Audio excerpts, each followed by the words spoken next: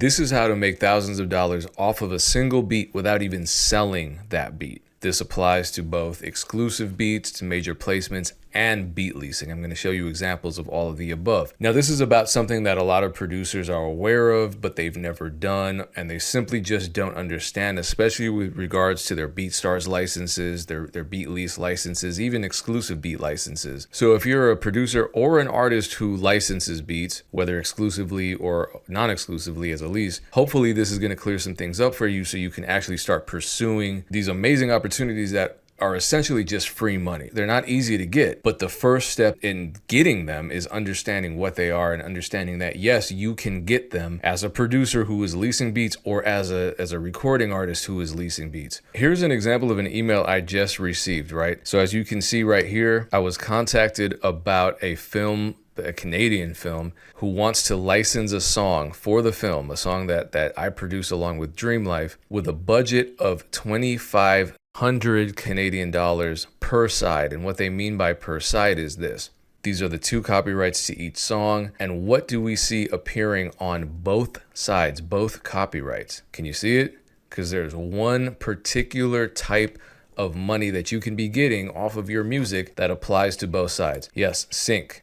You see, sync is on both sides. So effectively, I look at syncing as licensing, or like beat leasing, but for songs and for film. So synchronization simply means just synchronizing music with film. And so a sync license is just a license for them to do that. They're not buying your song. They are simply just leasing it in a way. It's like giving a company an unlimited lease to your song to be used in their movie. And it can apply to instrumental music, but generally it's at this level with this type of money that we're talking about, it's for a song that already exists. Cool. But the issue is most producers and most recording artists don't know that they can get these sync licenses because there's so much confusion, especially surrounding beat leasing. Of course, you can't get a sync off of a beat lease because it's non-exclusive. You need exclusive rights to get a sync, right? And get paid for it. No, this is for a beat that was leased. I don't know, this artist, shout out to them,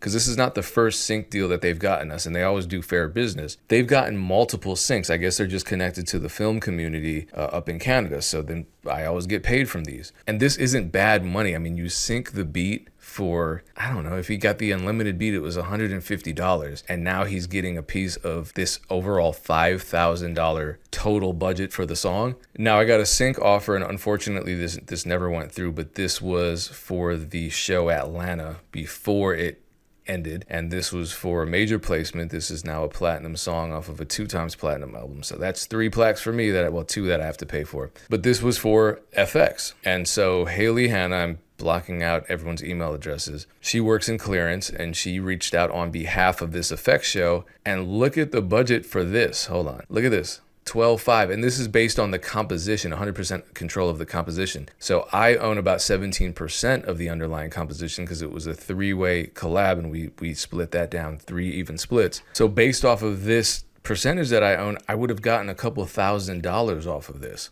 But this was a situation in which the label owns the master recording copyright, the sound recording copyright, which is why you can see that they're referring specifically to the composition, not the sound recording and the composition, not both sides like the other agreement that I showed you. And that's also the beauty of not being signed, because when you're not signed, the label doesn't own this. You own this. And so in that particular case with the Pooh Shiesty record, Atlantic Records owned this side. So they got 12.5 for themselves. And then we had to fight over the rest of this other 12.5 here, which means the total budget was $25,000. That's a lot of freaking money for one song. It's like leasing a beat for $25,000. It's crazy. And if you want to dive a little more deeply into companies that handle syncing and all of that, I mean, there are plenty ways to network with music supervisors and people in film, etc. But you can also work with companies, and this is a video that I dropped way back in 2019 with Brian Hamilton from Beats and Rhymes, beatsandrhymes-online.com. All the information is there. Here's a brief excerpt, but I encourage you to watch the whole thing. Would you recommend producers or independent artists to form relationships with music supervisors still? I mean, if you have a relationship, absolutely keep that relationship. But I wouldn't recommend putting all your eggs in one basket and trying to have relationships with different people that put music in projects, because it's really hard to get those people on the phone or to reply to your email. Competition for this industry is extremely fierce. And another reason why a company, a music supervisor or producer of a television program would want to work with a company like mine is because they know we have a lot of experience in this space. We dot our I's and cross our T's. And so that removes a lot of liability that they might be concerned about. Because sometimes people say, oh, this is sample free. And it's not sample free. This is an important point. I forgot about this. So in the sync world, you cannot have uncleared samples in the music. You cannot. You'll get in a lot of trouble. The networks will not want to work with you ever again. That'll be the death of your career in synchronization. And so I want to show you something. I make a lot of samples. I make a lot of beats that sound sample based that aren't sample based. And I want to show you a new plugin that I just started using to help achieve this sampled sound, this aged sound. Number one, I already love it because it works with my DAW and nothing works with my DAW. I try to use new plugins all the time and it just, oh God, it's painful. But this is me trying to make a kind of 80s sounding rock sample because I love that sound. I want to flip it, but I don't want to use a real sample.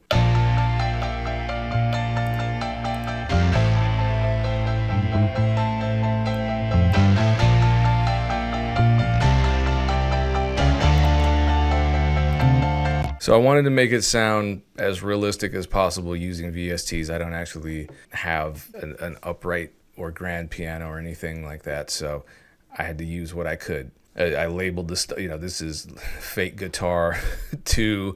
Hold on, let me pull this down. Fake guitar 1, fake guitar 2.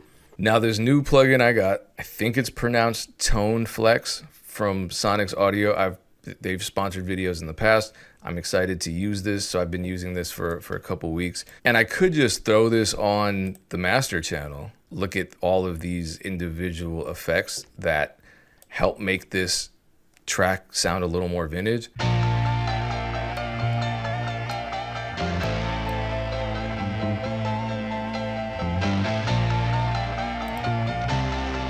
That's how it sounds with the effects. And there are so many, I just go into presets. I was messing just with the basic stock effects under the tape category. So the tape category is gonna give you analog warmth and some of that warping and that drift and that instability from tape. But what I could also do is just say, you know what? I'm removing that from the master. Here's what I'm gonna do. This is what the fake guitar sounds like. It's actually 2 different plugins. It's a contact plugin and an expand preset.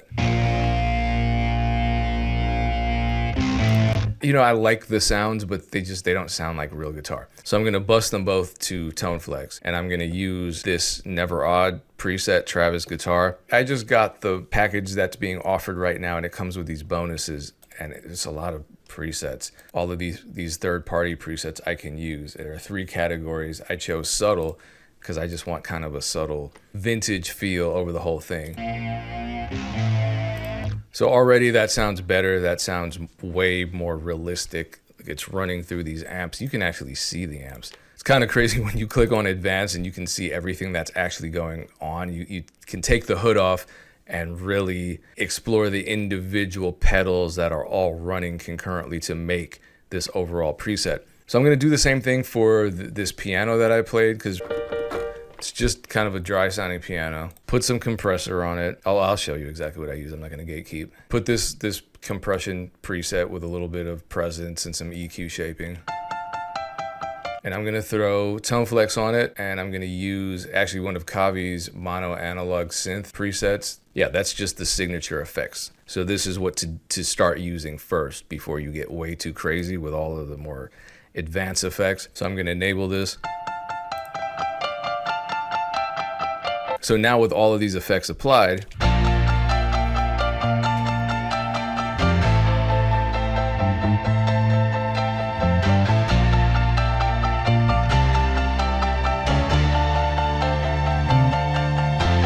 this is a crazy thing that I found. This preset.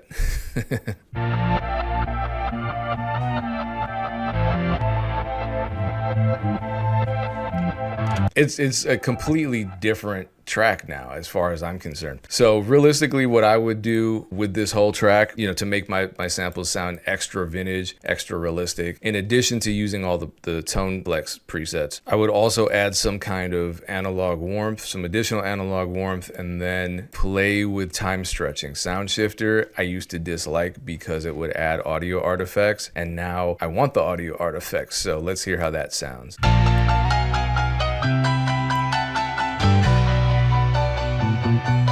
Pitching up usually does well. Let's see, just down 3 semitone.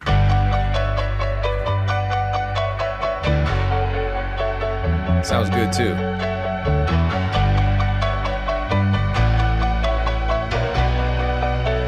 So you can create your own presets and use whatever parameters from ToneFlex that you want. That's why it's one of those plugins that excites me and intimidates me at the same time, because there's so much you can do. So before you hit that advanced button, just try the basic presets out first. That's what I did. There are 8 analog pedal emulations all in one plugin, and you can either go surgical with it and apply it to separate tracks, or just go crazy with it, throw it on your master and see what happens, see what you can create. It's great not just for making beats, but for making samples as well. I'm going to use this in my sample packs, and you can get 30%, not 10%, not 20%, 30% off right now with the code DJPayne30. So the link is below. I've also pinned it. Shout out to Sonics Audio. Let's talk more about getting free money. Now that you're aware that you can't use samples in your sync license tracks, here's the problem. This is the reason why, and for producers, if you're selling beats, you need to understand this, and artists, you need to understand this too if you're buying beats. But producers, a lot of this is going to fall on you, because I have so many artists who lease my beats reaching out to me saying, hey, I need the exclusive to this because I want to get sync licenses. Or worse, hey, I read your Beatstars contract for the beat lease and it says no sync licenses. I don't want to buy your beats because I want to pursue sync licenses. I'm just on my website, djpayne1beats.com. I've just clicked on read full license. So I'm looking at this as though I'm a rapper. So I'm reading all this stuff. I'm like, okay, I can use the beat, blah, blah, blah. Here are my limits. Wait, restrictions on use of beat. Non-transferable. Wait, that's a problem. The licensee shall not synchronize or permit third parties to synchronize the beat or new song. Oh no, that means that I can't buy this beat because I want to pursue syncs. That's not what it means. I understand this is confusing. Producers, this is actually a good thing, and it's something that can help you communicate with your customers better. I know a lot of people would look at this and say, hey, I need to change this language. Don't touch it. Do not touch it. If you want to consult a lawyer and try to make this a little clearer, cool, but don't remove it. And here's why. If I had removed that language from my agreement, that artist that got the sync license would never have had to cut me into that $5,000 all-in sync fee. Why? Because I permitted him to synchronize with a third party. As you saw, both of these companies, both FX for the show Atlanta and this Canadian film company, this production company, they had to issue me a sync license, a separate sync license, because a sync license should be negotiated with all of the owners of the song. But if in my contract I say, yeah, go ahead, this contract allows you to do whatever you want with the sync license, they don't have to come in. That's what the Beatstars lawyers were anticipating. They're actually